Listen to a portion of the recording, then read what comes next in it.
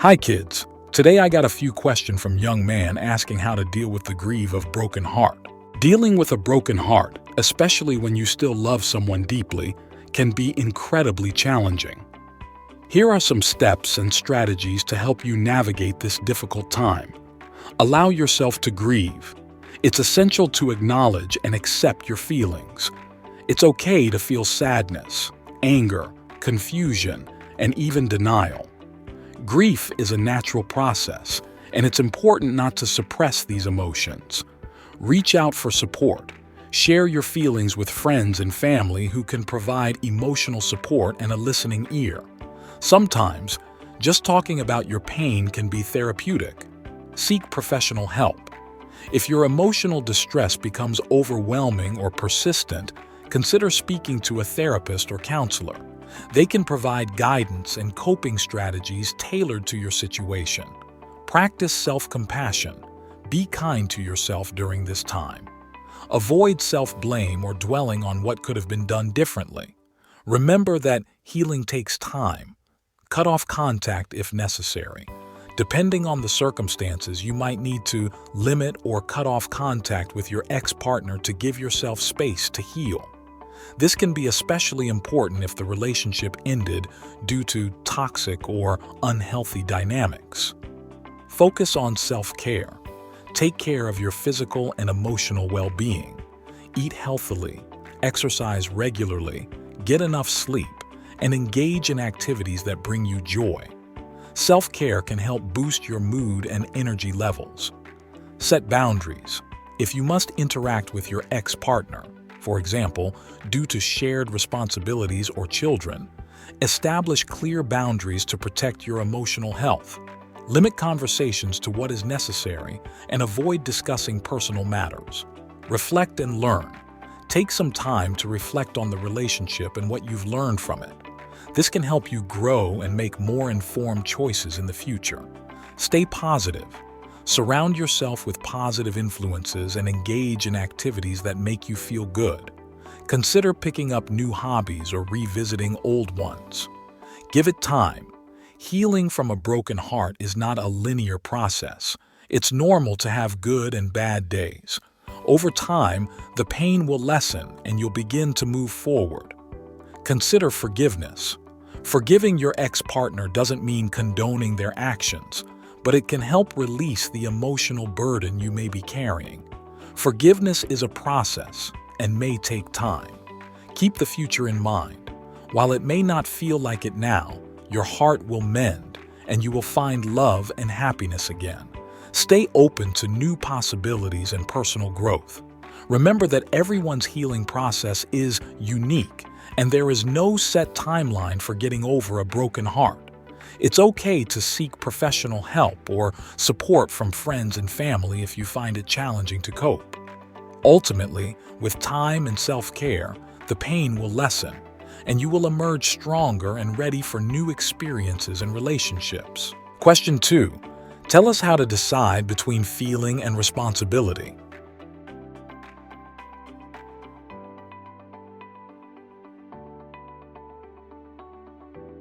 Deciding between following your feelings and fulfilling your responsibilities can be a challenging and complex decision. It often depends on the specific situation and the impact of your choices on yourself and others. Here are some considerations to help you navigate this dilemma. Understand the context. Assess the situation and the consequences of your actions or decisions. Consider the importance of the responsibility in question and the potential impact on your life and the lives of others. Prioritize responsibilities. Make a list of your responsibilities and rank them based on their urgency and importance. Some responsibilities may be non-negotiable, while others may have more flexibility. Evaluate your feelings. Reflect on your emotions and understand why you're feeling a certain way. Balance is key. Striking a balance between feelings and responsibilities is often the best approach. It may not always be possible to follow your feelings completely, but you can find compromises or ways to incorporate your feelings into your responsibilities. Communication. If your feelings are in conflict with your responsibilities, consider discussing the situation with relevant parties. Open and honest communication can help find solutions and reach compromises that address both your feelings and your responsibilities. Long-term versus short-term. Consider the long-term consequences of your decisions. While following your feelings in the short term might bring immediate satisfaction, it's essential to think about how your choices will affect your future and the people around you. Seek advice. Talk to trusted friends, family members, or mentors who can provide guidance and an outside perspective on your situation. They may offer insights and suggestions you haven't considered. Self-care. Prioritize your own well-being. If your feelings are causing significant distress or are detrimental to your mental or physical health, it may be necessary to address your emotional needs before fulfilling certain responsibilities. Adaptability. Life is unpredictable, and circumstances change. Be open to adjusting your responsibilities or making decisions based on evolving feelings and situations. Set boundaries. Establish clear boundaries that help you manage your responsibilities without sacrificing your emotional well-being. Boundaries can help you strike a balance between your feelings and obligations. Learn from experience. Reflect on past decisions where you chose between feelings and responsibilities. What worked well, and what could you have done differently? Learning from your experiences can help you make better decisions in the future. Ultimately, the decision between following your feelings and fulfilling your responsibilities is a nuanced and personal one. It often requires careful consideration, flexibility, and a willingness to adapt to changing circumstances. There's no one-size-fits-all answer, so trust your judgment and seek support when needed to make the best choices for your unique situation. Question 3. Tell us how to control our feeling and temper.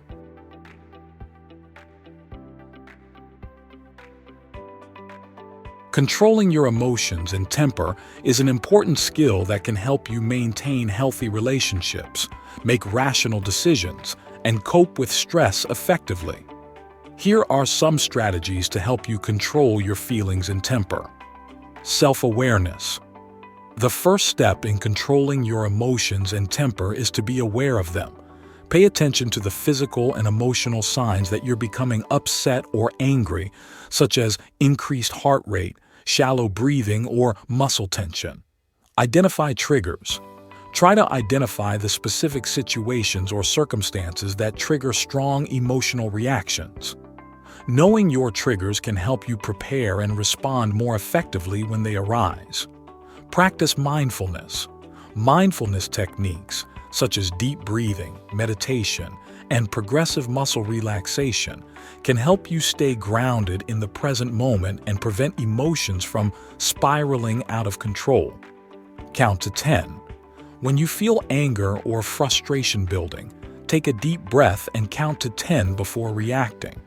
This brief pause can give you time to collect your thoughts and choose a more constructive response. Use I statements. When discussing your feelings with others, express yourself using I statements to convey your emotions without blaming or accusing. For example, say, "I feel hurt when," instead of "you always make me feel." Take a break. If you're in a situation where your temper is flaring, remove yourself temporarily if possible. Stepping away allows you to cool down and regain composure before addressing the issue. Practice empathy. Try to understand the perspective of others involved in the situation. Empathy can help you approach conflicts with more compassion and less anger. Problem solving. Instead of dwelling on negative emotions, focus on finding solutions to the underlying issues causing your distress. Constructive problem solving can help you regain a sense of control. Seek support. Talk to a trusted friend, family member, or therapist when you're struggling with your emotions. Sharing your feelings with someone you trust can provide valuable perspective and support. Set boundaries.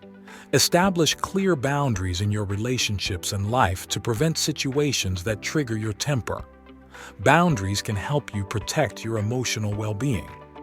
Develop healthy coping mechanisms. Engage in activities that help you manage stress and process your emotions in a healthy way, such as exercise, journaling, or creative outlets. Practice assertiveness. Assertive communication involves expressing your needs and concerns respectfully and honestly without being passive or aggressive. Learning assertiveness skills can help you manage difficult conversations. Anger management techniques. Consider attending anger management classes or therapy if your temper is consistently causing problems in your life. These programs can provide tools and strategies to manage anger effectively. Reflect and learn. After emotional episodes, take time to reflect on what triggered your feelings and how you reacted. Learning from your experiences can help you develop better emotional control over time.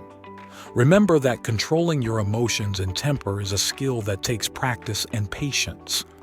It's normal to have moments of frustration or anger, but by implementing these strategies, you can learn to manage and control your reactions more effectively, leading to healthier interactions and improved well-being.